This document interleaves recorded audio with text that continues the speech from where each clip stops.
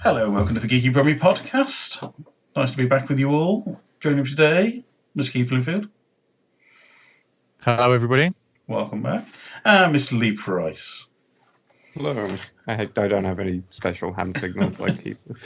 Yeah, it's holiday season, so recording this. Mr. Matt Lovell is away at the moment. But we've still got the three of us beautiful presences to keep you entertained for the next hour or so. So, as it's holiday season, we'll see what people have been up to this holiday season. Keith, what have you been up to the last few weeks in the holiday season? Most specifically, the last few days, I've been self-isolating.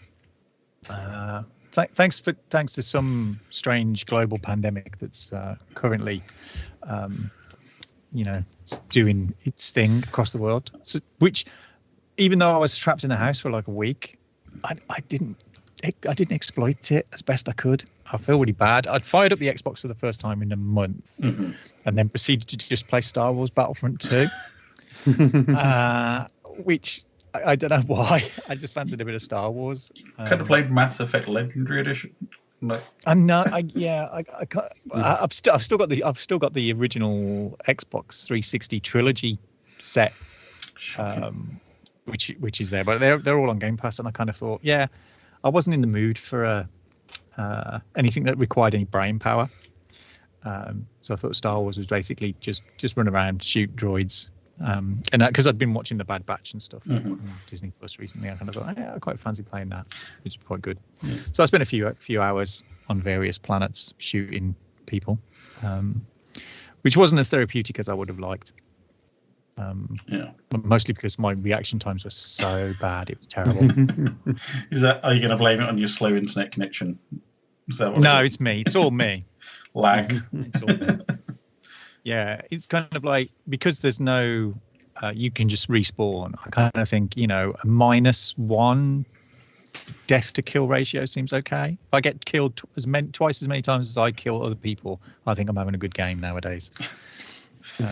It seems to be the way. Well, you're the same as me now. We've reached that elderly gamer age of where our reaction times are nowhere near people less than half our age. And we haven't got the time to dedicate to like 50 rounds of prestige. It's like I just play for fun now. Yeah, that's what it is, kids. I play for fun. And as soon as you get discovered in the game, that's it. Everybody then knows you're the weaker player, so they just come straight for you because you're like the easy pickings. I wasn't quite that bad. I was mostly mid-table in those, which was okay.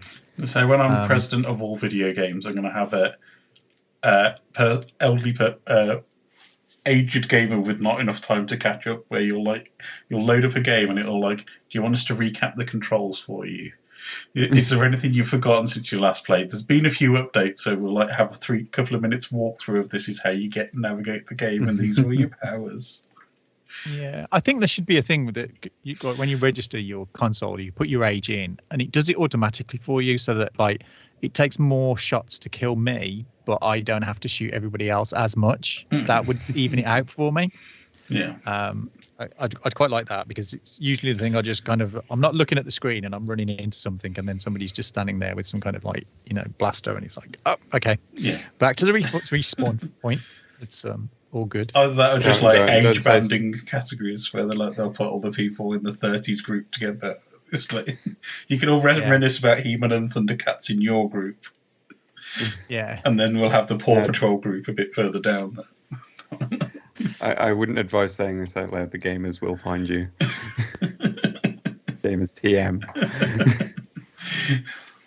Go straight to the comments section. It's great for engagement. Flame us away. I did catch up on a couple of other movies as well. I finally got around to watching Army of the Dead on Netflix, which I don't know why I'd kind of put it off. I think it's just because nobody else in the house would have wanted to watch it. So I kind of had a few hours to myself, so I watched that. It was okay. It wasn't great. It was a little disappointing. It's a great premise let down by poor execution.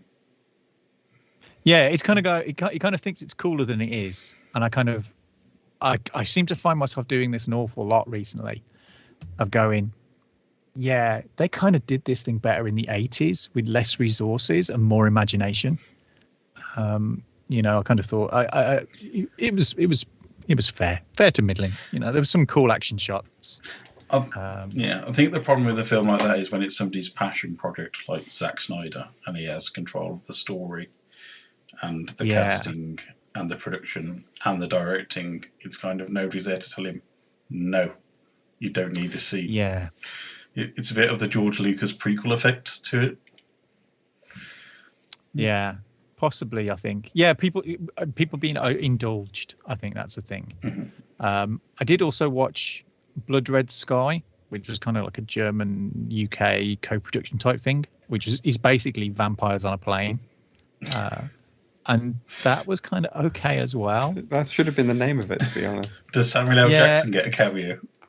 No, they don't even kind of reference it. It was okay. It just kind of didn't really go anywhere. Didn't really do anything interesting.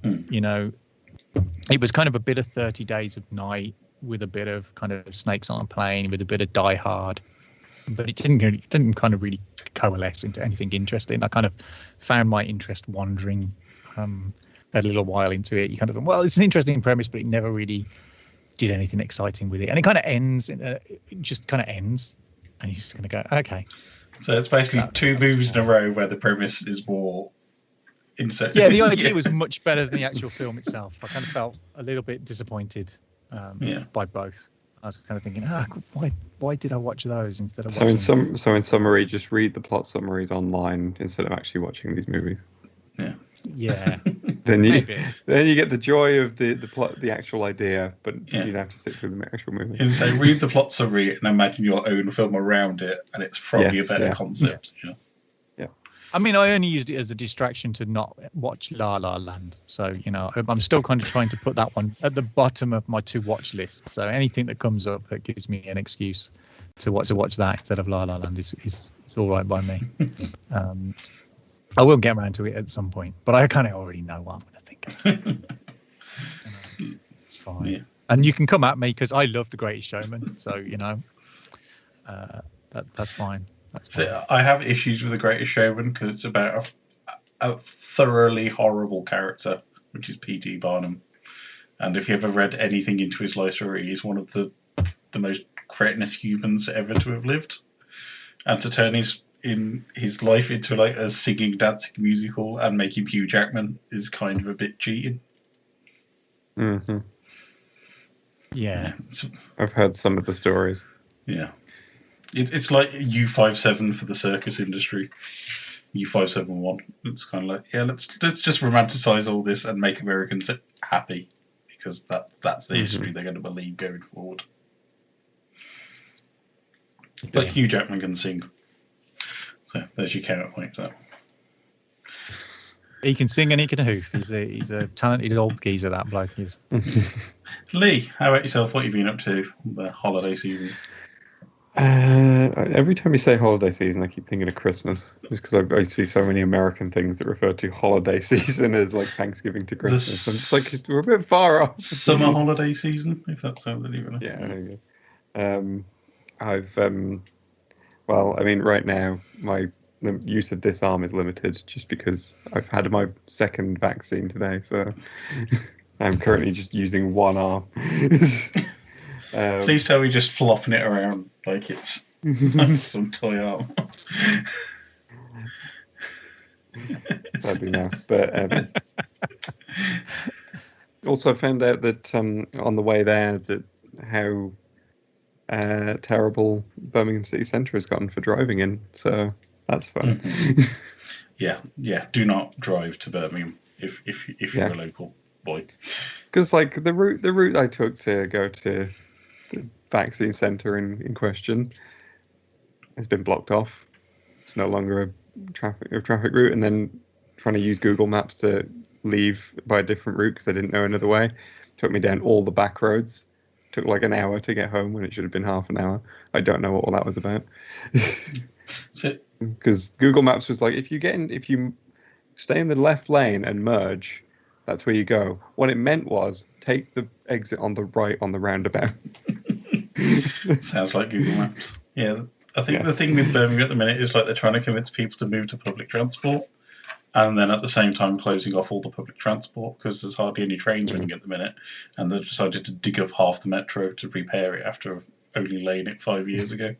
So it's like great success, really well thought out here, guys. It's like, if longer listeners to the show will remember Keith's bus life feature, which was basically Keith just getting angry at every single bus he had to encounter a few years ago. Yeah, that still happens. And I keep it to myself mostly because, you know, there's only so much rage that people can deal with. and part of the reason I had to self-isolate was thanks to public transport, which is just nuts at the moment. And, you know, Birmingham is once the car city of the country is now literally a no-go area for any method of transport. You can't drive in it, you can't walk in it. You know, it's insane. Yeah. At the moment. I mean, the old joke is Birmingham will be good when it's finished, and it's definitely not finished at the minute. Yeah. Yeah. Well, they finish it and then go, yeah, that's done. Let's dig it all up again now. Yeah. That looks pretty. fine. We'll take a few photographs for the museum and then come back to it in another 20 years. Yeah. It's like people can play a game if they are around Birmingham. It's a great game. You can see which workmen are replacing small parts of the pavement across the city centre, because you'll see them everywhere, just for some bizarre reason, putting down some of the bricks on a random bit of pavement for what appears to be no apparent reason. Yes. But yeah, we love you, Birmingham, but you know, you really need to get your tea together. See, what they do, Keith, is they relay the pavement, but off kilter. So they'll put like a white slab where a red slab's supposed to be. So they know when they come back in a few years' time, they get to redo that all again. I'm sure there's like a league table of misplaced bricks for each workman in the city centre. And they're all like in a vast conspiracy to make sure that everybody who has any kind of like compulsion to see things neat is just gonna get a rage from it. I wonder whether it's just down to the fact that somebody a long time ago found a treasure map, a pirate treasure map, that was kind of remotely Birmingham, but like with no real identifying marks. So they're just slowly trying to dig up every bit to find this treasure. I'm It's getting kind of like the world's worst Goonies. I'm getting flashbacks to the old Aardman show Rex the Runt, where like they won Birmingham in a raffle, I think it was, and then they shrink it down. I completely forgot about that show. I loved that show so much. Any other exciting adventures, Leigh? I've been playing through a recent game called Chris Tales, which is like a small indie RPG, so very much inspired by a lot of classic JRPGs. You play as like a time mage. Mm-hmm. So it's a girl who can see into the past and the future, and you can like send your little frog buddy either way to like make changes. Rex has joined us. How's life been treating him since the 2000s? It's Vince though. Rex. Rex is the normal one. Yeah. He's the straight man. Ketchup's under the trolley, as Eddie Izzard would say. But I'm interrupting Leigh there with quickly toys. Yes. And I am a grown person. Yeah. It's shocking to believe. Chris Tales is worth picking up, would you say, Leigh? From what I've played so far, it seems pretty good. A lot of the writing's excellent, and there's some really interesting stuff going on with the time powers, how you can because you can use it in battle. So for instance, you could use like a water spell on an enemy with armor, and then send them into the future so their armor rusts. It brings their defense down, so you can do little things like that. So there's a lot of cool things in there. The art style's really, really cool as well. It's kind of reminds me of a lot of the old retro future sort of style you'd see in like the 60s or something, where it's this is what the future would look like, where it's all very bold and big, just it's made out of almost paper cutouts kind of thing. So it's an interesting art style. Even if the art style does lead to the protagonist having legs that are way too thin, Or like this, like the little twig, and it's just like that would not support you. What should you do? Yeah, so far I'm still like I've still got quite a bit of it left to play, but it seems pretty good so far. So Cool. Any more Tekken bouts as well? Or you're having a break? Here and there, yeah. Here and there, yeah. Cool beans. We'll have to have a Geeky Brummie tournament, so you can prove your worth, Leigh. Now, once I've got started with it, I've got it to download. Is Eddie Guardo still in the game so Keith can just press the X button lazily? Hey man! After watching Leigh's video, I know that the character I'm picking is the cute panda girl. Zhao Yu. Yeah, sounds all good to me. No, just go for panda and just sit on people. Best move ever. How about yourself, Ryan? What have you been up to on the past few weeks? It's been a bit of a quiet one. Still slogging my way through Mass Effect Legendary Edition. About halfway through Mass Effect 2 now. Just got to Horizon. But RPGs take me forever because I'm a full rubbish completionist, which means I have to go down every single nook and cranny and pick up every single loot drop, and it just takes me forever to get anything done because it's kind of like, I will explore the full map. The map is there for me. Don't put this corridor in if you don't expect me to walk down it. So yeah, it's going slow, but I'm enjoying it. I've started re-listening to the Dune audio play on Audible, ready for a certain movie coming out again soon, just to remind myself of the story. It's a really good version if you've never heard it. It's an unabridged book and it's like a full cast. Really, really good. Recommend that. And I've watched the entire Fast and the Furious franchise from 1 through to Hobbs and Shaw. Impressive. Because I'm a glutton for punishment, apparently. And it's very interesting seeing a film series that started off about stolen TVs with VHS players built in transform into The Rock and Jason Statham fighting a superhuman Idris Elba with helicopters. Well, it's good to see a franchise become more realistic as time goes on. And kind of lean into the reality of the real world. Yeah. I mean, I didn't think that top fight in a submarine with cars, but apparently the next one's going to have space in it, so going to be interesting. Look, if the 10th movie in that franchise isn't called Fast 10 Your Seatbelts, then I'm going to be very disappointed. It is like one of the most confusingly named franchises ever. So it goes Fast and Furious, Too Fast, Too Furious, Fast and the Furious Tokyo Drift, then just Fast and Furious again, then Fast 5, and I've just lost count now. Yeah. Yeah. It's like at least with Star Wars, it's episode 1 to 9 quite neatly. And they're calling it the Fast Saga now in the Hobbs and Shaw movie. So it goes Fast and Furious presents Hobbs and Shaw Fast Saga. And it's like, it's not a saga. It's not an Old Norse tale. There is not an Old Norse tale of Vin Diesel going around driving a muscle car. At this point, I'm convinced that Fast and the Furious is the cinematic equivalent of Kingdom Hearts. It's got a similar naming scheme. Impossible to follow what's going on. Yeah. Licensed characters all over the shop here. Yeah, exactly. I mean, it's a film that has more sponsorship in the background than I think I've seen since the Transformers franchise by Michael Bay. It's like, I'm going to drive off in my brand new Ford Mustang. My Ford Mustang, available now from your local dealer. I don't know, does it get as bad as Jurassic World? Because that's probably been the most egregious film for product placement I've ever seen. I've not actually watched Jurassic World. Well, basically, just like every single vehicle is a Mercedes, and I know this because every single scene where someone gets out of the car pulls up to the camera so that you see the Mercedes logo, like it's an actual advert. Yeah. At the end of the car advert, that's what every single shot of a car looks like, and you can very clearly see the Mercedes logo. Mm-hmm. And they do that like 4 or 5 times in the movie. Yeah. The only vehicle they don't do that with is the classic Jurassic Park Jeep.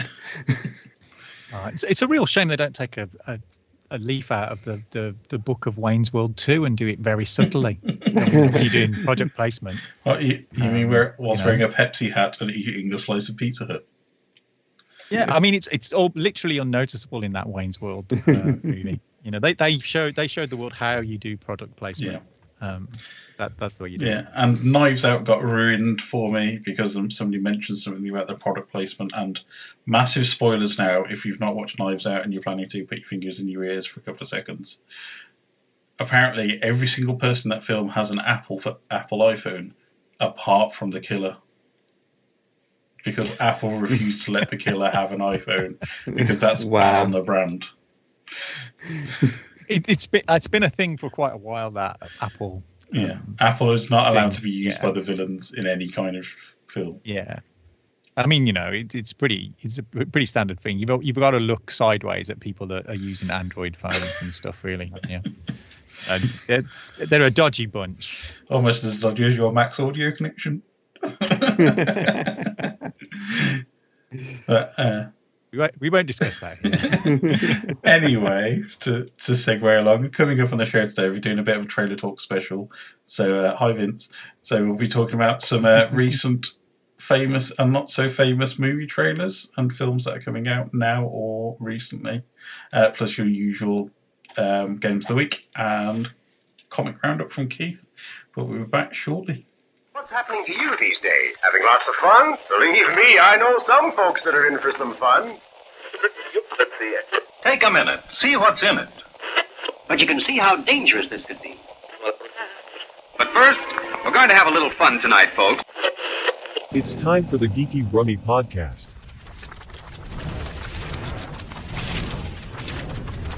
And now it's time to take our regular look at the comics out now and coming soon in the pull list. It's been a while since we did a roundup of comics, so I've got a bumper crop to rattle through this week. First up, we have my comic of the week from a few weeks ago, and it's Amazing Fantasy #1 from Marvel Comics. This is written and illustrated by Kyle Andrews. In this issue, experience these heroes like never before. Red Room, Black Widow, Teenage Spider-Man, World War II Captain America, the most iconic versions of your favorite Marvel characters from across time and space, all wake up on an island of intrigue, darkness, and amazing fantasy.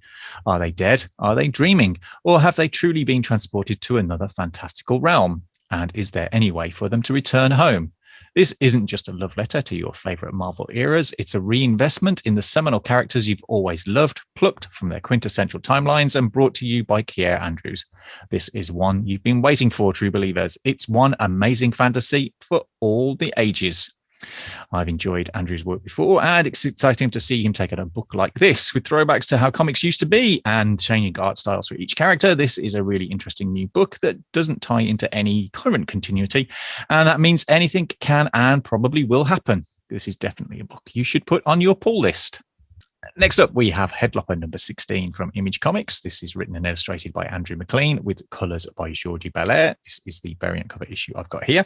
And our heroes band together and close in on locating the fabled Mulgrid Stair. But what of the fate of Arak Pluth, its struggling people, and the tyrant that rules them? All this and more as the story arc concludes with an explosive finish. I really like this book. It doesn't get enough love. The quarterly schedule probably means people forget about it for a while, but the last 16 issues, McLean and Belair have delivered a vibrant and engaging story that keeps getting better. I love how fluid McLean's art is, and it works so well for the sword and sorcery world of Headlopper, and Belair continues to complement the art with a colour palette that just pops. Highly recommended. Then we have Sword #7 from Marvel Comics, written by Al Ewing with art by Stefano Caselli. In this issue, it's the morning after the night before. The Hellfire Gala is over, but not all guests have gone home. Victor Von Doom is staying for dinner. He's chatting to an old friend in a very new setting about thrones, empires, magic, mysterium, and the last annihilation. And here he is again, Al doing what Al does best with big, bold, and exciting stories. This book follows on the last annihilation story that began over in Guardians of the Galaxy, and it's nice to see Sword stretching its wings outside of the events affecting Krakoa and the rest of the mutants. With Al soon to finish his run on the equally excellent The Immortal Hulk, it's nice to know he's still going to have somewhere to continue shaking up the Marvel Universe. Next from Valiant, we have Shadow Man #4. This is written by Cullen Bunn with art by John Davis Hunt. Masters of Horror Cullen Bunn and John Davis Hunt bring Shadowman's descent into the darkness of London. What's your darkest secret worth? Danger is a drug, and it's deep in the veins of mankind. Shadowman's on a quest to find the source of his hallucinations, and Jack has less control than he once thought. The worst has happened. Darkseid has arrived. Creepy and unsettling is what you want from a horror comic, and Shadowman continues to deliver. Bunn and Davis Hunt have created a beautiful book here, and while some might find the pace a little slow in places, I think it keeps the slow burn tension and horror right where it needs to be. Then from Skybound and Image, we have Skybound X number 4. This is written by Donny Cates, Robert Kirkman, Margaret Scott, and Brandon Thomas, with art by Alessandro Estron, Ryan Otley, Emilio Lopez, Kari Randolph, and Pablo Tunica. In this issue, we have the 4th chapter of Rick Grimes 2000, plus new Redneck and Excellent stories, and the first appearance of Sea Serpent's Heir. What a great celebration of Skybound this is. Rick Grimes 2000 is just fabulous, and the rotating selection of bank stories has been a revelation. The first peeks at new characters to come has been very welcome, and I'm looking forward to seeing their own comics down the road with only one issue left to go. This is going to miss this book once it's finished. Next up, from IDW Publishing, we have Star Trek Year 5, number 23, written by Colin Kelly and Jackson Lansing, with art by Stephen Thompson. In this issue, a Tholian horde bearing down on Earth, a time-traveling madman out for blood, a rot festering within the highest levels of the Federation that's about to explode, and that's just where we begin. The biggest battle of the Enterprise and her crew has ever faced continues in part 2 of the amazing 3-part finale of Star Trek Year 5 from showrunners Jackson Lansing and Colin Kelly and artist Stephen Thompson. We only have a few issues left to go on this title, and it's time to say goodbye to artist Stephen Thompson. Thompson's art has been part of the reason why this series has been so great.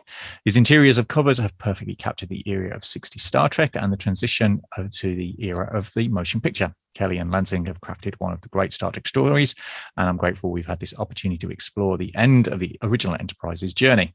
We already know what's next for Kirk and his crew, and the change our majestic bird is about to undertake. And the journey there has been filled with great moments, and all the creators involved have shown an obvious love and fondness for our crew. I'm sure they'll bring it home in spectacular fashion in the closing issues, and we wish Thompson happy trails. Just remember to head for the second star on the right and straight on till morning. Next up, we have Strange Adventures number 11 from DC's Black Label. This is written by Tom King with art by Mitch Gerrards and Evan Doc Shanna. In this issue, Adam Strange may save the world, but can he save his marriage? There are things that happen in the original war with the marauding Picts that Adam never told his wife Alana, and she wants answers now. Adding fuel to the fire is the possibility that he didn't just deceive her, but entire galactic civilizations in his quest for victory, which raises the question, how much has been true in the stories he's told Earth to mobilize its greatest heroes against an invasion right here at home? This is the big one before the finale. Massive secrets are revealed as 2 timelines rush towards a conclusion.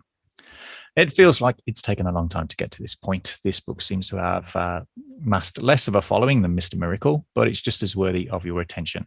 As we near the end of Adam Strange's journey, things are finally beginning to make sense, and we can see the truth slowly beginning to reveal itself. The artwork has been top-notch throughout the series, and I've loved the pulp adventure story, and it's been given a very modern and contemporary twist. With only one issue left to go, I hope it's not the last we see of Adam Strange. Next up, we have a previous comic of the week. It's the Dreaming Waking Hours number 12 from DC's Black Label. This is written by G. Willow Wilson with art by Nick Robles and colours by Matt Lopes. In this issue, the future of the realm of fairy lands in Heather After's hands. And Heather's not exactly known for her sound judgment. But if she doesn't use her powers wisely, she could call down the wrath of the Dream Lord himself and send her closest confidant, the escaped Nightmare Ruin, back into eternal imprisonment. Or, far, far worse. Will Ruin be unmade before ever knowing the true love he condemned himself to mortality for? Perhaps he just gets what everybody gets, a lifetime. But it's looking awfully short. The Dreaming Waking Hours continues to be entertaining read. Wilson, Robles, and Lopes have succeeded in bringing the characters of the Sandman comic back in a way that is new and exciting, but also pays homage to what came before. This book looks and reads like a dream, no pun intended, and if you're a fan of the previous Sandman comics, you really should be picking this one up. Next up from Marvel, we have issue 2 of X-Men. This is written by Jerry Duggan with art by Pepe Larraz. In this issue, always better on X. As threats hurtle towards Earth from all sides, the fearless X-Men fight a seemingly unstoppable wave of annihilation, but even more dangerous threats lurk in the darkness, ready to strike in secret. After a great first issue, it'll be interesting to see where Duggan and Larraz take this team next. Being based right in the center of New York will certainly send a message to the likes of the Avengers and the Fantastic Four. But how will the rest of the world react? Will humanity ever really accept mutants as heroes? Then we have the fifth and final issue of Skybound X from Skybound and Image. This is written by Robert Kirkman, Sean Mankiewicz, and Kyle Starks, with art by Jason Howard, Ryan Otley, Chris Schweizer, and Nico Alter. This cover is by David Finch. In this issue, Rick Grimes 2000 concludes, plus new The Six Sidekicks of Trigger Keaton and Gasolina stories. Also, there's something completely new from Robert Kirkman and Jason Howard, Secrets. Wow, that was quick. Here we are at the fifth and final issue of this celebration of all things Skybound. I've enjoyed the anthology format and will certainly be keeping an eye out for the new characters who have debuted within these pages. Rick Grimes 2000 has been a blast, and I'd like to see more of that. I'd like to see more publishers do anthology titles, and I hope this has been a huge success for Image and Skybound, and it won't be 10 years before we see something similar. Next up from Marvel Comics, we have the fifth and final issue also of Ultraman, The Trials of Ultraman. This is written by Matt Groom and Kyle Higgins, with art by Francesco Manna, and this cover, of course, is by Arthur Adams. In this issue, it's man-made kaiju versus real dead kaiju versus Ultraman on a shifting battlefield of ice and fire with thousands of lives at stake. When the smoke clears, will Ultraman be left standing? And if not, will it be because of the kaiju battle or an unexpected betrayal of a trusted friend? I've enjoyed this second series of Ultraman from Marvel a bit more than the first. It zipped along quite nicely and has filled out the world of Ultraman and the SP. It looks like the character will return for a third series in 2022 with the Mystery of the Ultra 7. And, you know, I'm kind of hoping in the meantime we might get a Jet Jaguar comic. Bringing us smack bang up to date is my current comic of the week. It's Batman 89, #1 from DC Comics. This is written by Sam Hamm with art by Joe Quinones and is colored by Jordan Gibson and Leonard Ito. In this issue, step back into the Gotham of Tim Burton's seminal classic Batman movies. Batman 89 brings in screenwriter Sam Hamm and artist Joe Quinones to pull on a number of threads left dangling by the prolific director. Gotham has become torn in two as citizens dressed as Batman and the Joker duke it out in the streets as D.A. Harvey Dent tries to keep the city together. He targets the one problem tearing it apart, Batman, and he'll get Bruce Wayne's help in taking down the Dark Knight. I was super excited to read when this book was announced. Batman 89 is one of the best representations of the Dark Knight on the big screen, and it was a shame we didn't get to explore that world more on the big screen. This comic promises to be a continuation of some of the threads sown in the first movie, and with Sam Hamm on board as writer, this is the genuine article. Joe Quinones is the perfect artist for this series, as his work conjures up the classic superhero film, and if you're a fan of the Tim Burton classic, then you should definitely pick this up. And finally, for this roundup, we have Fight Girls #2 from AWA and Upshot. This is written and illustrated by Frank Cho with colors by Sabine Rich. In this issue, 10 hard as nails women's face off in an ancient contest of champions, where the winner truly takes on the title Queen of the Galaxy. To win the challenge, each contestant must survive the hazards of the planet's harsh landscape, the ferocious predators on and below its surface, and their fellow contestants. This edition of the contest has a twist. One of the contestants is an infiltrator who has her eye on something bigger than the prize. Who is she, and what does she really want? You know what you're getting with a Frank Cho comic, and this series delivers. The first issue was huge fun, and as expected, it looks amazing. There's more to this book than the bombshell art, and you really should check it out. And that's it for our roundup of comics in the pull list. As always, you can pick them up from town from the wonderful Worlds Park, Birmingham. And if you want to find out other comics that might be worth picking up, you can also check out our On the Radar feature, which appears on our Twitter and website every Wednesday. But until next time, don't forget, comics are for everyone. And now, back to the main show. time for a trailer talk. It's been a little while since I've done one of these. I think the last time you guys did one without me, didn't you? I believe so, yes. Yeah. Anyway, so I've picked all these lovely movies for Leigh and Keith's delectation here. So to start us off, this is a film that's been massively delayed from COVID. I think the trailer's been out for like at least a year and a half on this one, if I can recall correctly. And the first movie I selected was Free Guy, which is a lovely vehicle starring a Mr. Ryan Reynolds, directed by Sean Levy, and penned by Matt Lieberman and Zach Penn. And it's got Jodie Comer and Taika Waititi in it. So the premise of this movie is a bank teller who discovers he's actually an NPC in an open world game, decides to become the hero of his own story, one he writes himself. So Leigh, as our resident gamer, do you think this lives up to the concept? Well, okay. My opinion on this movie was already low because it got they decided to insert it in the middle of Summer Games Fest, and therefore in a place where it didn't deserve to be. So I was already like, get this movie out of this game presentation. But I think it's one of those things where it's like, oh, we'll do a thing around video games, and it feels like the people writing it, directing it, doing the special effects have never actually played a video game in the last 20 years. That's genuinely how it feels to me. I don't really. It's a weird concept, and I'm not sure from looking at the trailers that it kind of lives up to that idea of like an NPC becomes the main character. Especially because I'm not really sure what kind of open world game they're going for. Are they going for like GTA, or are they going for like an MMO? For me, it felt like GTA 3, there's a bit of it I think. There. Yeah, like one of like that very early 3D era of GTA, like 3, Vice City, San Andreas kind of era, where it was a very clunky, oh, let's just go into a restaurant and shoot the place up. Oh, look, I can do this now because it's in 3D kind of feel. Yeah. I mean, that still kind of happens with GTA. Yeah. With 5, so, It does feel like they kind of went, oh, well, GTA 5 is like the biggest entertainment product in history. Let's emulate that in video game form. And then imagine, like, what if Ryan Reynolds was there and became a main character? But it just generally just looks a bit cheesy, in all honesty. And I think, like, the initial trailer I saw for it, like the one in Summer Games Fest, they threw in a whole bunch of streamers in there as well. And I'm just like, oh, no. They're going for that angle. Are they trying to like hook in the gamers by bringing in the streamers? Okay, just such a cynical move for me.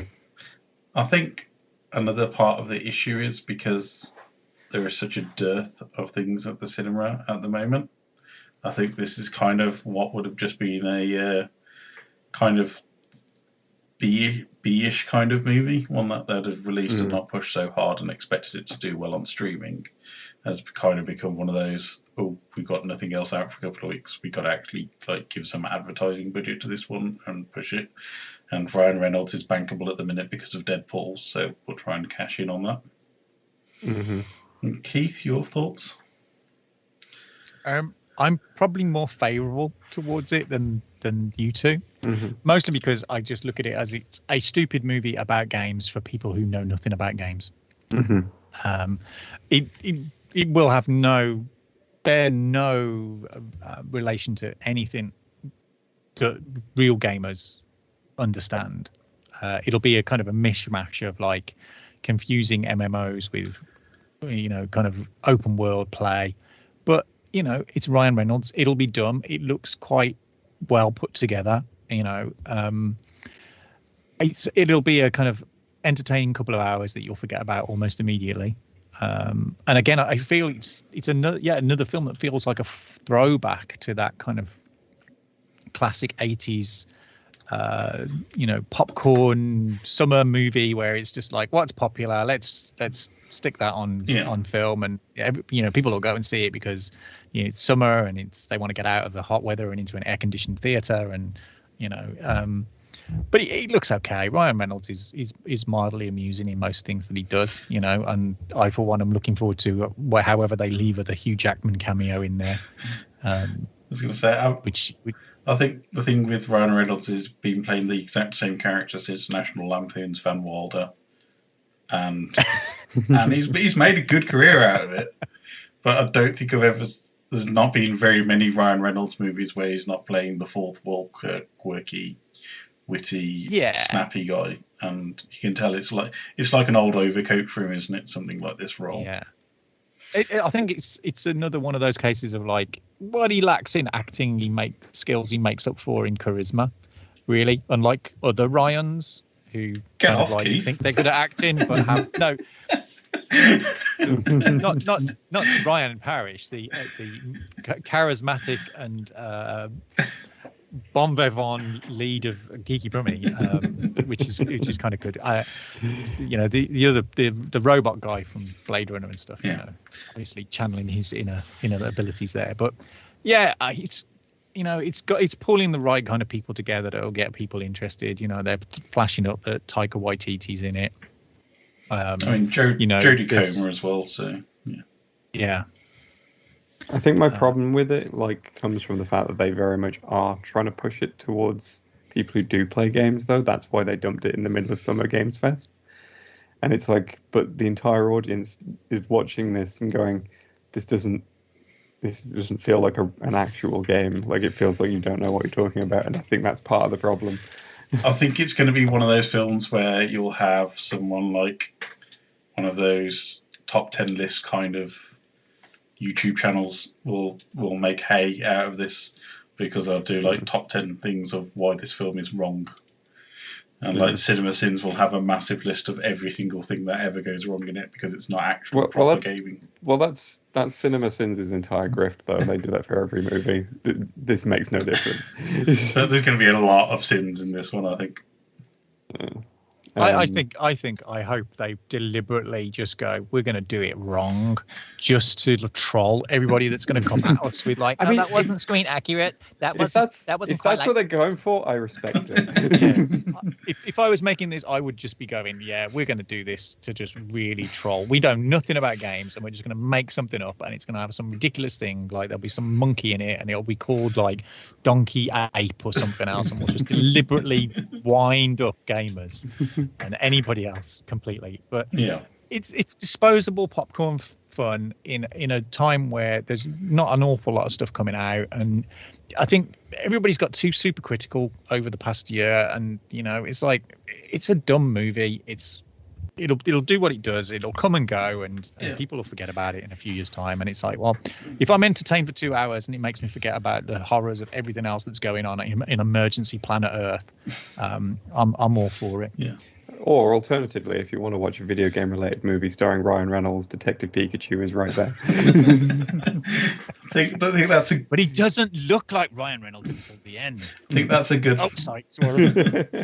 I think that'll be a good moment to move along and go to our second movie choice, which is it's a bit of a tonal shift. This one, which is Annette. Now, this is a film by Leos Carax. I can never get his name right. It's the guy who directed Holy Motors. So it's been a long while since he actually made a film. I think Holy Motors was back in 2012. So this is his most recent movie. So it's been a bit of a gap, almost 9 years. So this film was actually originally not conceived as a movie. It was considered to be an album by the band called Sparks, who you may have heard of, who are basically what if we were one of those indie auteur bands, but even more extra. It's like the Flaming Lips took a trip out on the Magic School Bus. Which, to be fair, is impressive, because that's already the Flaming Lips. Yeah. So basically, they wrote a narrated musical, The Seduction of Ingmar Bergman, because the cast was too big. It proved too difficult to tour it. So the band wrote Annette instead. And then, so this has been made by Karat after he put one of the Sparks' song into Holy Motors. That's kind of where this general mashup is. It's starring Marion Cotillard and Adam Driver, Simon Helberg, and the plot is a stand-up comedian falls in love with a pop star and they have a child. But the trailer wouldn't actually lead you to that kind of film concept at all. So, Keith, I'd be quite interested to hear your thoughts on this one. I'm assuming you've seen Holy Motors. Yeah, I like the poster that's here, and I'm boggled by the sudden interest in Sparks. And Edgar Wright's got a documentary about them out and around at the moment, and then they turn up in this. The trailer was interesting because all I could hear was Kylo Ren. I was like, okay, this is kind of. He didn't strange. have the mask on, Keith. He was. No, but he's literally he's got the hair and he's topless in a bit. And I was like, what? This is just so bizarre. It's some kind of crazy Kylo Ren cosplay. I mean, it looks odd and quirky and I've absolutely no idea who the audience for this movie is. But it's something that I would probably want to watch just to see how odd and kind of quirky it ends up being. The trailer gives absolutely nothing away. I watched it and it's like, you got the synopsis of what's going on. I'm going, I didn't get that at all from this trailer. It's like, I have no idea what's going on. Apart from the one bit where you see Sparks playing when they're doing the band stuff and the music things. And the music sounds pretty cool. And that's kind of like, that could carry a lot of weight for it. But it's an odd fish, really. It's I don't think the trailer really does it any favors. I don't think it's a particularly well cut together trailer to hook an audience in. I think unless you're kind of already down with this movie because you know of the previous work or you kind of dig the actors. I'm not sure you bring in more of a wider audience to it with that trailer. Well, it's coming to Amazon Prime Video rather than a general release here in the UK, so it's coming on the 3rd of September. And Leigh, we chatted about this a little bit before the show, and I think you were as confused as I was. Yeah, like I knew nothing about this film going into that trailer, and I knew nothing about this film coming out of the trailer. I think with the one thing that just got me was like they were kind of, I wasn't sure what Adam Driver's job was. I was like, is he a stand-up comedian? But then when like they showed like the Sparks band stuff, I was like, wait, is he in a band? What's happening here? And I was so lost in like all of it. Yeah, I think there's going to be many ladies going just for the tantalising glimpse of Adam Driver's bottom that we see in the trailer. So I think that might be some of the attraction of the audience there, Keith. But as I said, from Leo Carax, I expect it to be completely insane because that's what Holy Motors was, and it's kind of like that everything is not as it seems.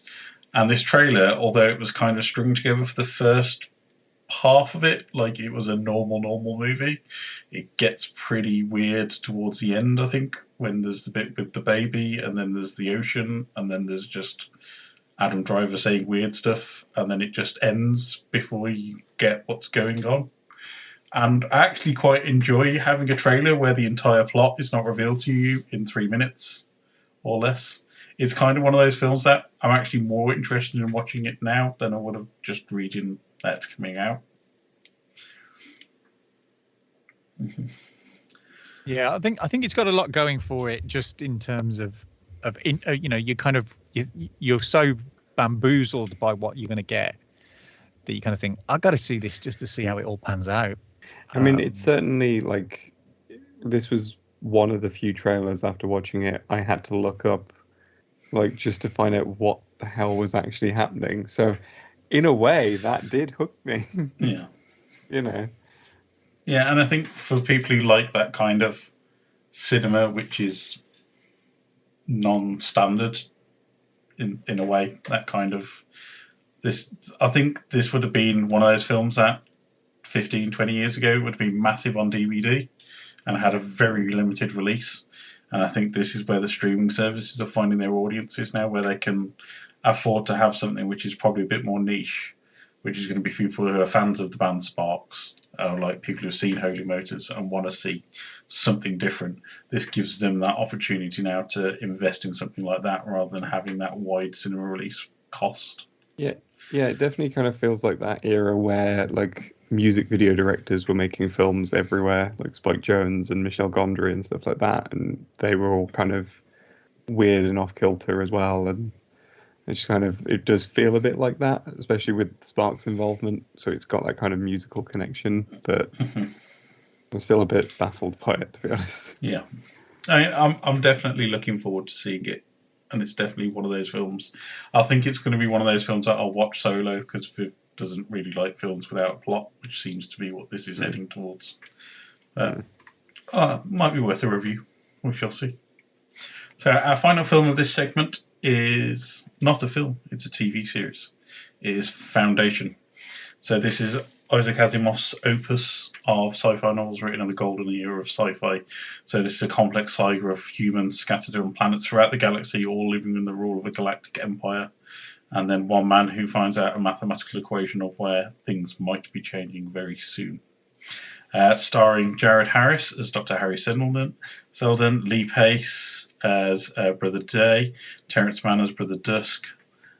Interesting pick for a cast. And I think Apple seem to have spent a lot on this. So it's premiering on September the 24th on Apple TV Plus. But it's a series I've always struggled with to read, but it looks like it's going to be fantastic viewing. And Keith, have you read Foundation? No. It's one of those things that kind of just sits there, like the subsidiary Dune books that you kind of go, I should read them, but just you know, you go, I'll just reread one of the Terry Pratchett books again. You know, I've never really kind of I'm not hugely into that kind of epic sci-fi novels, but they make good TV shows. Because then I don't have to do as much of the reading part of it, and like you said, this looks like Apple are really investing heavily in this being something special. Whether it's the timing now with Dune having been bumped a year, there's enough room in everybody's minds for two hugely epic sci-fi series films like this. But David S. Goya's involvement has me a little worried, potentially. You know, he's good at what he does, but again, I've reservations about that. But it looks stunning. You know, it certainly looks the part, and I have a vague understanding of the premise of the books and the stories that are being told. As long as it doesn't get bogged down and become a bit too po-faced and kind of a bit full of itself, it could be good. I've kind of got spoiled in the last few years with something like The Expanse, which I really, really enjoyed and really got into, and that had a lot to say. And again was grounded a little bit with themes that are very contemporary. Whether Foundation will be able to thread that grounded things that are important to us at the same time, you know, like all the classic sci-fi things that we do have some reflection of contemporary issues in them. Whether Foundation can do that, I don't know. But I'll certainly be watching it. You know, the trailer alone makes you think this will be something worth watching.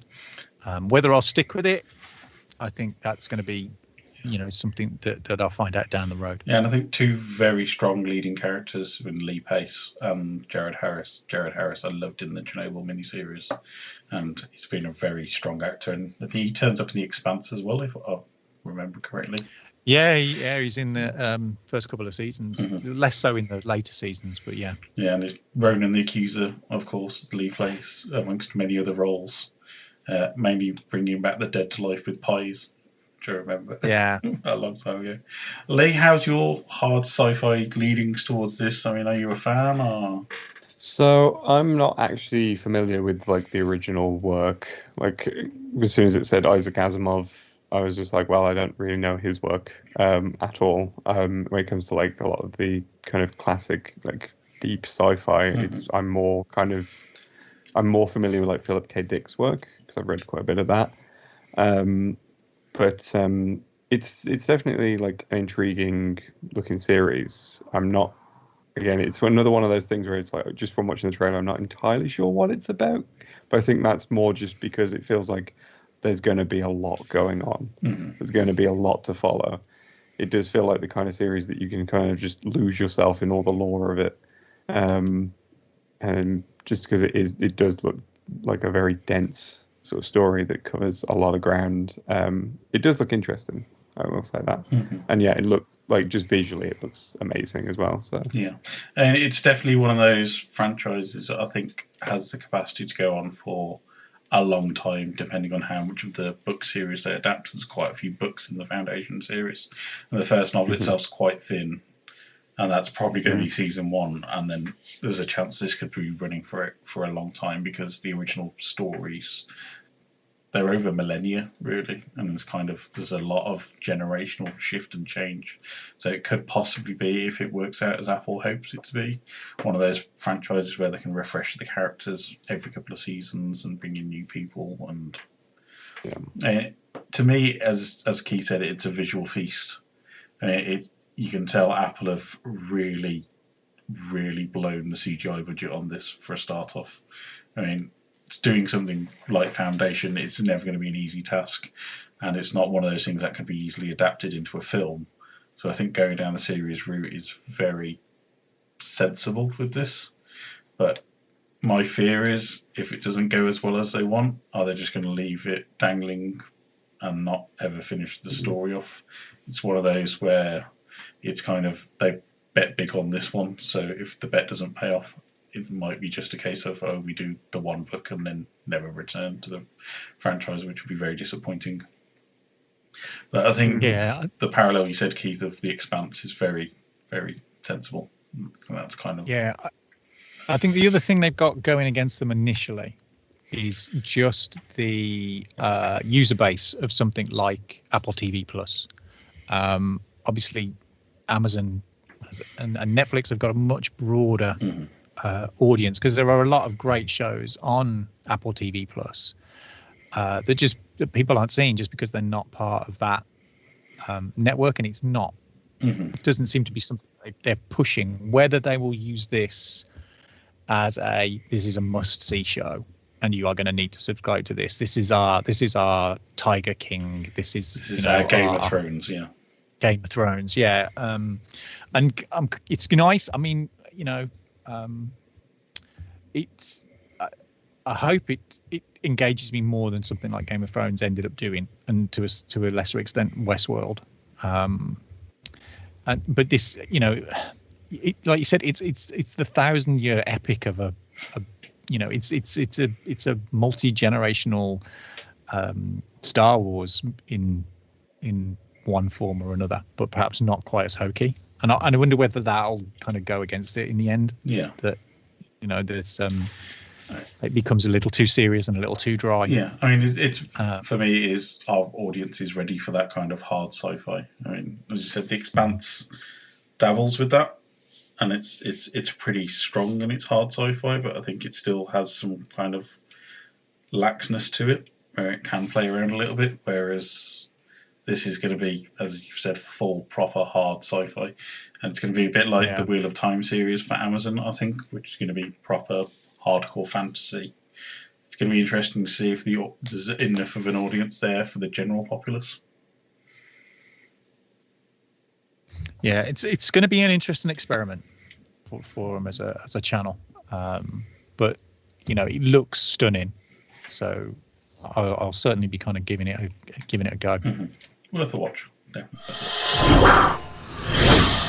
Hello, it's the part of the show where I talk about my games of the week, and it's been a few weeks since we've last done one of these, so we've got a few games to get through. Let's start with Chris Tales, which promises to be a love letter to classic JRPGs, where you play as Chris Bell, a young mage who can manipulate time, creating unique battle situations.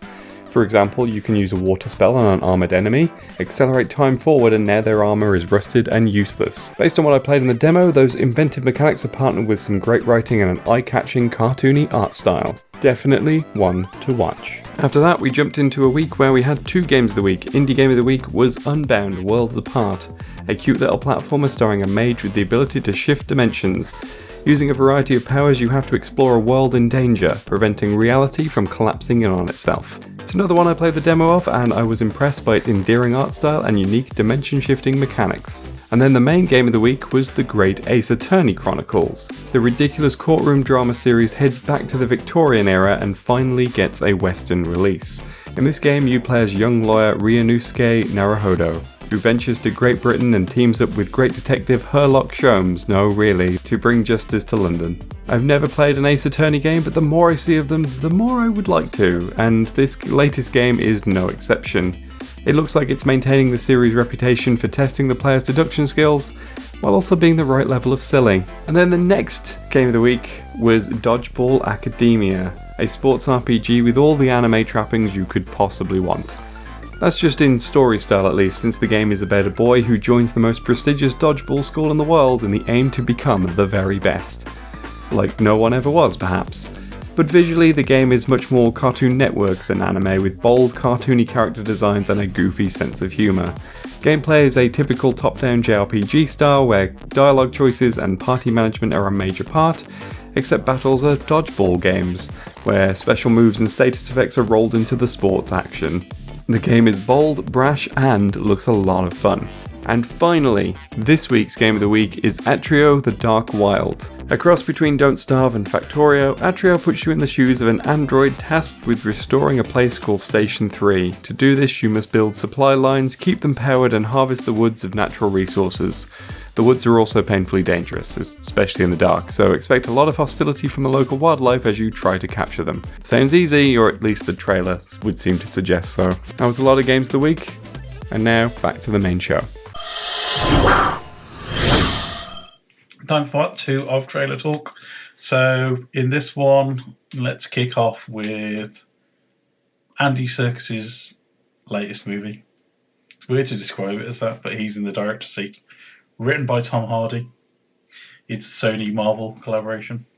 It is Venom, Let There Be Carnage. So this is due for release soon.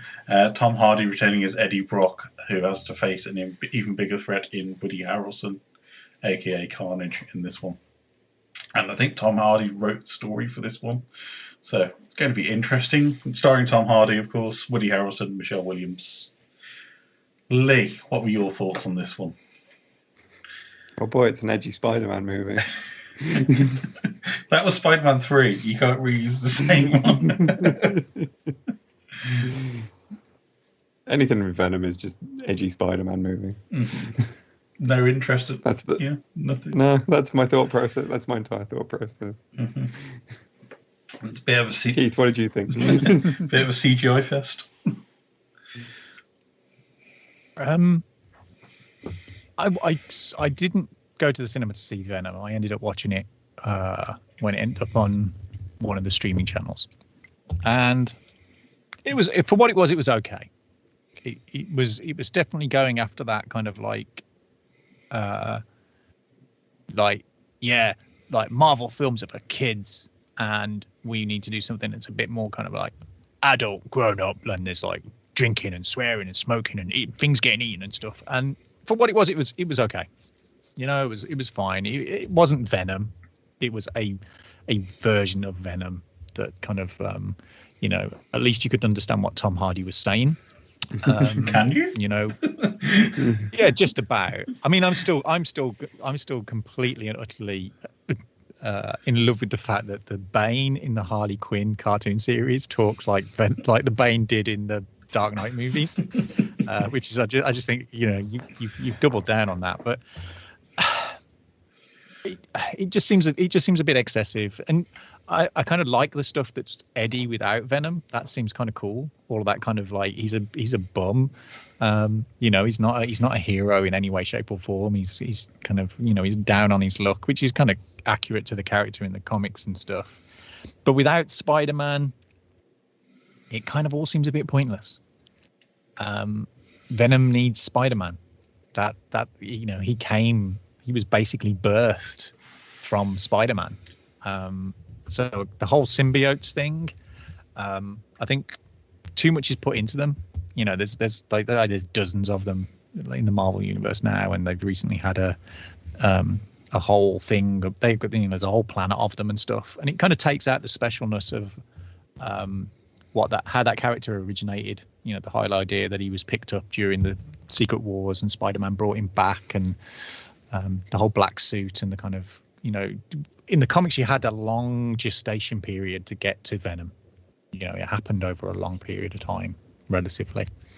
But in this, it kind of all seems a bit, Venom wants to eat people, and it falls a bit hollow without the kind of Spider-Man connection. Yeah. And then the kind of the Carnage thing as well. It's just another you thought Venom was bad. Wait until you get Carnage. Yeah, and I think this is a very specific moment in the trailer, which is where Carnage appears from Woody Harrelson, and you have Venom going, "Oh, S word, that's a red one," and then shrinks back inside Eddie Brock, and it's like, "Oh, I'm not going to fight him." Then Eddie Brock goes, "Well, I'll let you eat as many people as you want," and then it's like, "Oh, will you?" And then pops back out. It's kind of that's really terribly forced humor here. It doesn't really fit the characterization. And the kind of there's a character I kind of really wasn't following along, but there's a character who appears to be Siren. There's an X-Men called Siren who's Banshee's daughter, and they've got vocal powers, because I think everybody knows that the symbiotes are afraid of sound, have a weakness to high frequency sonics. So you kind of go, I kind of see how this is going to go on at the end, but I don't know. I think it's Sony much like Venom. Sony's flailing around its various tentacles without really hooking onto anything. It's kind of we've got Venom, and we've got the other members of the Sinister Six, and we've got Mobius and stuff, but we've not got Spider-Man to hang it all off. And I think that's the big issue. Yeah, I mean, he's the keystone character, isn't it? Everything revolves because of Spider-Man. As you said, I think this Venomverse is always going to struggle. I think the original plot was to do a Sinister Six movie off the back of this, and I just don't see the legs in this franchise at all. Yeah, if Sony and Marvel would get their act together and kind of go, right, we'll fold everything into the Marvel universe first, because that worked really well with Spider-Man coming into Civil War, and to a certain extent the Spider-Man into the Spider-Verse, you can see how that is going to be connecting to the wider Marvel universe. Now we've had WandaVision and Loki and all the rest of it.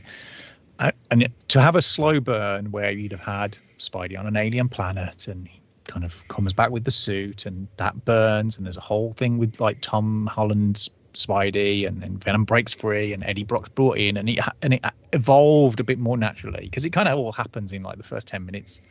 It's the Venom is very much like an old school superhero movie, which was we've got this character, and they do some cool stuff, but we can't be bothered with the whole how that happened, because that's just a bit dumb, and it's it takes too long to explain, and we've got to spend ages working to that. So we'll just kind of introduce it, and it kind of happens, and all stuff goes on, and everybody will be really kind of won over by how cool everything is, and how edgy and Venom is, and he eats people, and it's all kind of it's a bit of a throwback to kind of a period where I think it's going to struggle in a modern kind of superhero era. I know Leigh's not a big fan of superhero movies, but you know who Spider-Man was, because it's Spider-Man. At the end of the day, he's permeated culture. Venom is not a strong enough character to stand on his own as a flagship character for a film. I mean, we've seen stuff like Guardians of the Galaxy work because it's been intertwined with the Marvel Cinematic Universe, and you go in knowing that. And I think having just Venom as a standalone character, no matter how well Tom Hardy could play him, was always going to struggle in a mass market, because at the end of the day, he's an anti-hero, and an anti-hero story is never going to work as well. especially with like that whole rated R kind of thing where, if you notice the trailer, even though it was quite violent, there was no blood or anything. There was just bits that like, ooh, this is like alien weirdness, so we can get away with that. Yeah, I think it's unlike Deadpool, which kind of stands by itself. Because Deadpool's his own kind of thing, and he can get away with that. But at least they do connect him to the X-Men, and we're able to do that because Fox owned the X-Men franchise at the time. Venom's a cool character, and interesting things have happened with him in the comics, and he's become, different things over time. So he's got a lot of interesting elements to him through his history to make a good story. But this just seems like an escalation of the previous film, as where it's like, we've got to one up ourselves. So we're going to have Carnage, who's even worse than Venom. Yeah. And so like Venom doesn't look as bad, and it's kind of, you kind of go, well, where's this going? Okay. One additional thought that I had though was that like Carnage's design reminded me a lot of the recent game Carrion, where you basically play a mass of tentacles and gross weird alien nonsense, and I'm just like, I'd rather play that than watch this movie. Yeah. It's due for release on September the 15th. It's probably going to be one I'm going to skip and wait to come to streaming service of whatever choice they make. To move on to the next film, and the only animated film in this bunch of trailer talk, it is the one and only C.I.Ape. So, in a world of espionage, some missions require an agent with a unique set of skills, possessing not only bravery, but ability to melt even the most villainous heart. This is a job for C.I.Ape. Directed by Ali Zamani, writers include Stephen Johnston, Jerome Ragnar Calfon, Sebastian Seaman was one of the writers, and the cast is a complete bunch of unknowns. Sorry, I don't know a single one of the cast. You all seem to have made up names. You could say the name of the one guy. I can't remember it. I've just Skip Schwing. Skip Schwing. But it's not even got a release date, but it's coming to streaming services and DVDs near you soon. So I think we'll let Leigh start off on this one. Are we sure this isn't like a Sci-Fi Channel original? Because that was the vibe I was getting off this. Especially when the shark showed up at the end of the trailer. I was just like, oh, is this another Sharknado situation? Like, there were so many things about that trailer that just made me wonder why. Yeah. I mean, it's coming from Lionsgate, which is like an actual film company. It shocked me as well. That was the point. Like, I looked in the corner and saw the Lionsgate logo, and I was like, wait, what? But yeah, I think the thing that struck me about this is that the CGI ape does not look like it belongs in that world. It is so bad. They have not blended that CGI very well at all. Like, every scene that he was in, I was seeing a live action scene with a superimposed CGI monkey. I was not seeing a monkey in the scene. It's a bit of a shame, really, because the CGI of the monkey itself seems to have been quite well done. Yeah. It just doesn't fit. What? It was all right. It was all right. On VHS. For a DVD / streaming release, it's all right. Yeah. It's not. I wouldn't. I've seen worse. Yeah, I was going to say I wouldn't put it on a par with Umbrella Academy. But there was decent strides towards having a CGI ape. And then they just didn't blend it very well. Yeah. But it was like the bit where like they showed the credits of the actors. I was just like, wait, are these the real names of the actors, or is this like part of the joke that these are all? And then I looked it up. I had to look it up because I was like, are these the real cast? Turns out they were, because they all of them had these weird surnames, and then like that Skip guy. Yeah. I was like, they felt like parody names you'd see in like a trailer in a comedy movie for a made-up film. It's like the beginning of Tropic Thunder where you've got all the fake trailers. That's what it felt like. It felt in that moment. It felt to me like an SNL sketch. Yeah. A little bit. Yeah, it's kind of like that same vibe. That whole vibe of we've made this just for a skit. And it's like no effort has been put into any of the character creation at all. I mean, there's a bloke in it. Expecting like Andy Samberg to show up at any point. Andy Samberg is C.I.Ape. Maybe that's what it is. I mean, I couldn't find who was listed for the voice credits on that. It's that bad. But I'd love it if they were uncredited. yes. I mean, what got me was there's a bloke in it who's quite obviously a stand-in for Ben Kingsley, because even Ben Kingsley wouldn't touch this. And it's like, oh, we've got Ben Kingsley, and then Ben Kingsley dropouts, and it's like, we've got somebody who looks like Ben Kingsley. We could use him instead. Suppose they didn't get Nick Cage for this, to be honest. He'd do it. He's bankrupt. He'll do anything.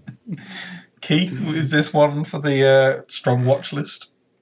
No, this is a film that seems to have been made by people who have only ever seen the bad Spy Kid movies and Shark Boy and Lava Girl, and kind of like went, that's what film should look like in 2021. But I mean, I can understand there's an audience for this kind of thing, and I can understand that it could be, you know, if it ended up on a streaming platform or whatever it is, it would attract a certain kind of audience. But I'm kind of thinking, it just seemed a bit like the CGI ape I thought was terrible, really. It was just like, you know, it was just bad. It's like either do a stop motion ape or a man in a suit, or, you know, obviously it's problematic now that you wouldn't be able to use a kind of real ape. But, you know, but the project, those pesky rules, that Matthew Broderick film, Project X, was quite good. I just couldn't see the point. It's like, didn't seem to explain how the ape was part of the CIA, and like it was very much like an asylum movie. It's like literally everybody else was shot from below in an office, and then there was some random CGI bits of an ape like coming out of doors, and it was like, I don't really understand what's going on. Why is this any good? It's like, is it aimed at children? Because like children have got a lot more taste than this. I don't really know who this is aimed at. Yeah, the whole made for children thing is never an excuse. Yeah, it's like kids have got, you know, kids are more discerning than adults. Kids watch better stuff than adults. When you've got Disney, Pixar, Studio Ghibli, and all these other things that are doing really good movies for kids, you cannot justify, oh, it's for kids. It's like, yeah. I mean, but what about all these ones? This is what I describe as a half-term movie. It's designed for people who can't get into the screening of the actual film that people want to go and see at half-term. And they've taken the kids to the cinema. They've got to see some film. This will keep them quiet for an hour. Hey kids, you could watch Peter Rabbit 2, or you could watch C.I.Ape. And it's like, you know that the screenings for Peter Rabbit 2 are going to be full, even though James Corden is one of the most hateful pimples on humanity's backside. But how does he keep getting work? I just think he has a dossier full of information somewhere. That is it. He must do, because he's in that new Cinderella movie as well. Yeah. I just love the way this trailer like built itself up to the point where it introduced its cast as if they were like really famous. It's like with the names starring da-da-da and da-da-da and Skip Schwimp or whatever his name is. It's like, what is going on here? Yeah, I think it's, as I said, it feels like one of those half-term movies, but it does feel like my first film out of film school kind of deal. It feels like a half-term movie from 1974. This is the kind of thing that when I had nothing else to watch, I would have got dragged along to at the Grove Cinema on Dudley Road, because like we need to keep you off the streets for at least an hour, and you got roped in to watch this, followed by, I don't know, Escape from Witch Mountain or something that was on. Some Children's Film Foundation film with Keith Chegwin. Yeah, I was going to say, it does have that kind of vibe where it would be with Spy Kids or one of those like 90s movies. It felt very Nickelodeon to me as well, like 90s Nickelodeon. We'll have wacky things happen, but no actual plot. Just a device to move the wacky things on, and we'll have a cheeky chimp who's also a special spy chimp. I think maybe also as well, they thought we've got a good idea here, and we were gonna do it as an animated film, and it would have been really cool. And then they went, that takes too long and it's too expensive, so we'll just kind of like cast a bunch of people who were desperate for a job, and like some Blender model that somebody made of a chimp that wasn't quite right somehow. It does feel like someone wrote down, what if there was an ape in the CIA and then that was it. They didn't actually write a script. They just had that idea, and they just kept showing that to people whenever someone asked, "Well, what happens next?" Well, there's an ape in the CIA. I don't need to explain further. No, what happened was somebody wrote CIA, and then wrote ape, and then drew a line between the two, and then circled it multiple times, and then went to a movie studio and went, "Lionsgate, give me money." And it literally was just that whiteboard with that written on it with the circle on it, and just them just hammering at it with like the marker. Like, I don't need to explain further. Like the chimps at the start of 2001: A Space Odyssey, just whacking the bone on it. Yeah. I mean, what they didn't show in the trailer, and which I'm kind of desperate to find out, is there's parrots and drones prominently featured in the poster, and I'm like, is the parrot the boss of the CIA, because he's on the desk? And it's like, I've got other questions going on about this movie, and it's kind of like, you're not explaining it to me. Is it a bit like Annette, Keith? Are you going to be tantalised into watching this on your own at 2 a.m. in the morning just to answer that question? Is it going to pull the rug from under us, and the human characters are considered the animals, and like everybody else is like talking animals, and there's going to be some kind of like, really weird meta kind of thing going on here, and we're going to be like, it's like C.I.Ape, but it ends up being something else more kind of metaphysical and stuff. But I think if I was to watch this, I'd wait until Riff Tracks did a commentary for it. Right, so time to move on to our final film. So this is a story about a duke's son leading desert warriors against the Galactic Emperor and his father's evil nemesis when they assassinate his father and free their desert world from the Emperor's rule. It is, of course, Dune, directed by David Lynch, with written by Frank Herbert and David Lynch, starring Carl McLachlan, Virginia Madsen, Sting, and Patrick Stewart. No, sorry, that's the 1984 one. This is the Denis Villeneuve one, which is going out on October the 21st. Screenplay by Denis Villeneuve this time around. Again, based on Frank Herbert's novel. And this time the cast is slightly more better selected than Sting in an Appy. So we've got Timothée Chalamet, Rebecca Ferguson, Zendaya, Jason Momoa, Josh Brolin, Oscar Isaac, Dave Bautista, Javier Bardem, and Stellan Skarsgård. I mean, that's a pretty decent casting right there. And as I said, I've been listening to the audiobook on purpose to try and get myself G'd up for this, because it's a visual feast and a half. And Leigh, have you ever read Dune? No, this is the thing. Like, people, like, with all the hype around the new Dune movie, people are talking about it and like as this sci-fi classic, and I feel so out of the loop because I've never engaged with anything Dune related. Not even literally the all Dune. No, I've never seen. I can't remember what the game was by the people who made Command and Conquer. It was their first. You mean Dune 2? Yes. It was called Dune 2. Like, all I really know is that, like, there's a scene where Sting is in a nappy, like you said. Like, that's, for some reason, that's the only thing I know about Dune. I don't know. Were you impressed? Was it something that? I mean, it looks impressive. It's kind of, again, very much like Foundation, where it looks interesting, but it looks like there's going to be so much going on that you're going to have to keep track of. But I think it looks interesting. And again, like you said, it's visual treat. So, and there is a great cast in it, and that's kind of got me intrigued as well. Mm-hmm. And in a way, I think just because so many people are talking about Dune as a sci-fi classic and all this, it's like, I kind of feel like I should watch this just so that I know I can just get involved in the hype, really. It's a film that everybody's going to be forced to watch because it's such a classic sci-fi look. Yeah, it's like, you will watch this at the cinema. You will. Yeah. I mean, Denis Villeneuve's done some great sci-fi films in the past. So we've had Arrival. Mm-hmm. We've had The Blade Runner 2069. I can never... 49. That's all. 2069 that's sounds... a porn parody. 2069 sounds better for some strange reason. But anyway, that was beautiful. We won't talk about the acting in it because Keith will start going on about Ryan Gosling again. But it's a good movie. It is a good movie to watch and be astounded by it. Every single frame of that film looks like a painting, and I really enjoyed that. But the thing is, I can't take any movie with Ryan Gosling seriously because I just picture that meme where someone keeps trying to feed him cereal and he won't do it. And this is why Timothée Chalamet is playing Paul Atreides.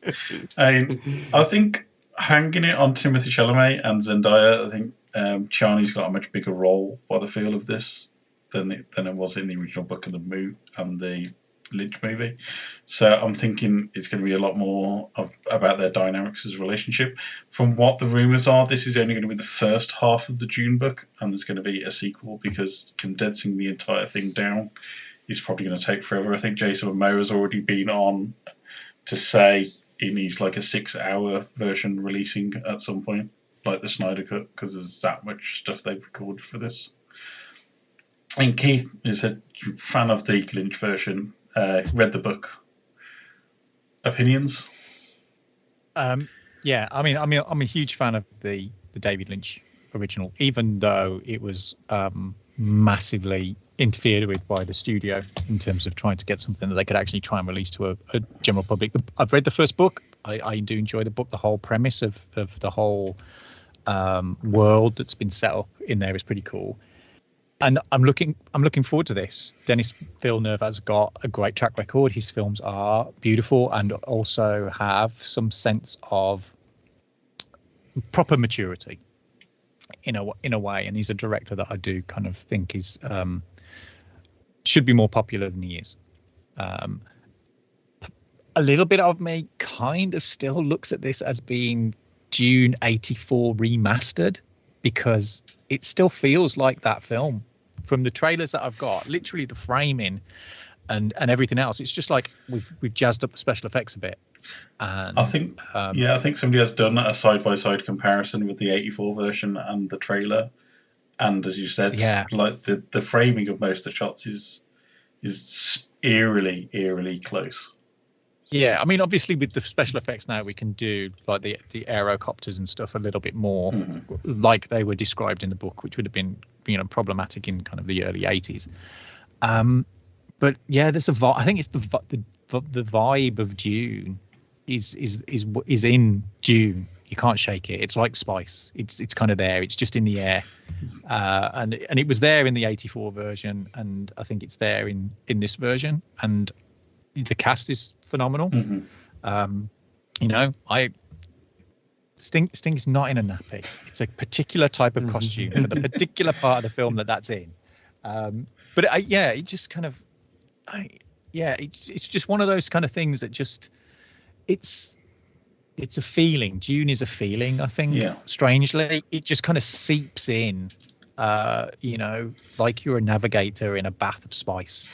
It kind of changes the world in a weird way. Right. And Lynch was a great choice for the original, and I think Villeneuve is a great choice for this version. I think one of my favourite scenes from the trailer is when you get that first appearance of Baron Harkonnen, who's Stellan Skarsgård, because he was one of probably the better characters out of the Lynch film, but they've gone a completely different direction with how that Baron Harkonnen looks in this one.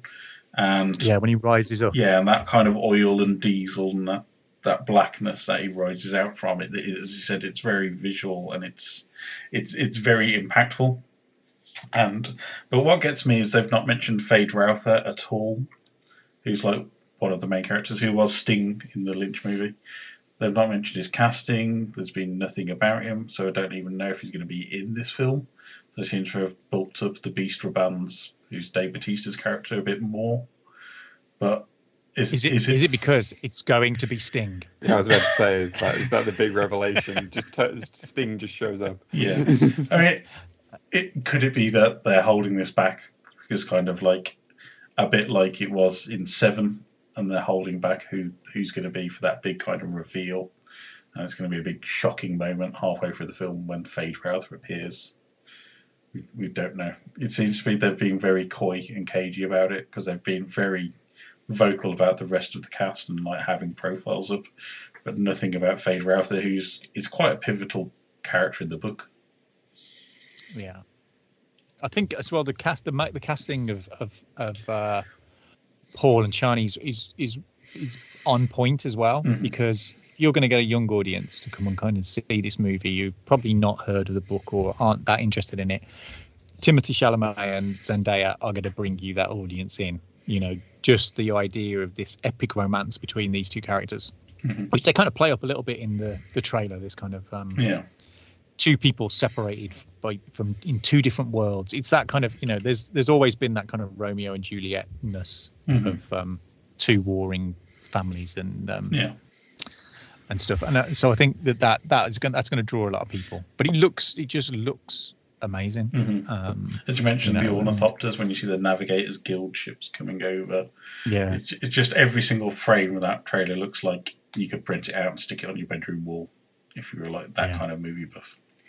Have we convinced you a little bit more, Leigh?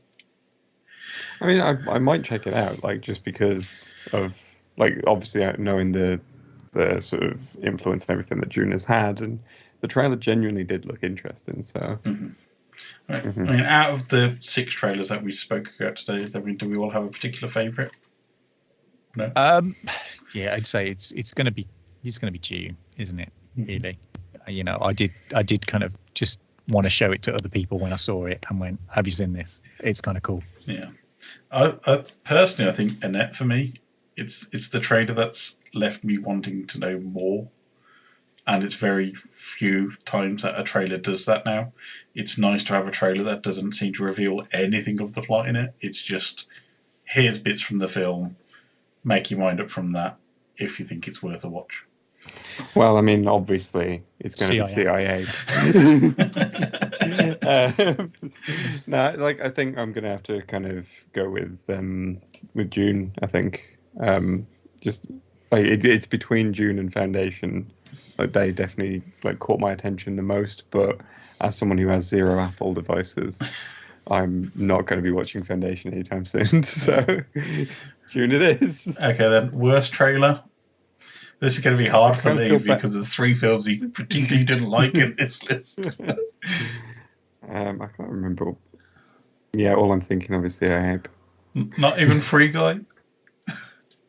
Well, I mean, the thing is, like, Ryan Reynolds is at least charismatic. I didn't really get much charisma from C.I.Ape, so, Yeah, I feel like it's a bit unfair to throw C.I.Ape into the ring with the rest of these trailers, but it's my choice for the worst possible thing that could probably inflict on our eyes, this issue. Keith? Yeah, it feels bad to be throwing C.I.Ape under the bus, really, doesn't it? But, yeah, I mean, I wouldn't say any of them were particularly bad. That would be the thing. It's like, for its audience, C.I.Ape would probably, it is what it is. It's not for me, and I probably wouldn't be interested in it. But, I think the best way to describe it, if I had to pick my last choice, C.I.Ape. Yeah, I was going to say, if I had to describe it, it's probably a film that 10-year-old me would be very happy to be going to watch. I mean, it's a monkey spy. What more could you want? To be honest, I think 10-year-old me would also be kind of like, no, this is terrible. 10-year-old you would be like, I want to see Dune. It's got Zendaya in it. Well, yeah, obviously. Yeah, but I think that's been an interesting selection for this issue of Trailer Talk. So I hope you enjoyed it. Thank you for joining us on the Geeky Brummie podcast this week. Leigh, where can we find your escapades online?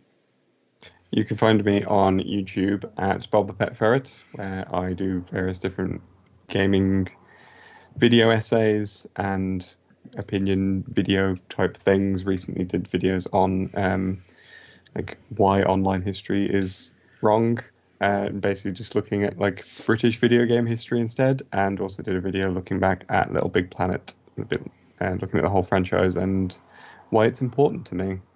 So you can also find updates on the channel on Twitter at BobThePetFerret. You can support it on Patreon at BobThePetFerret, and you can find me tweeting normally at The Cheap Ferret.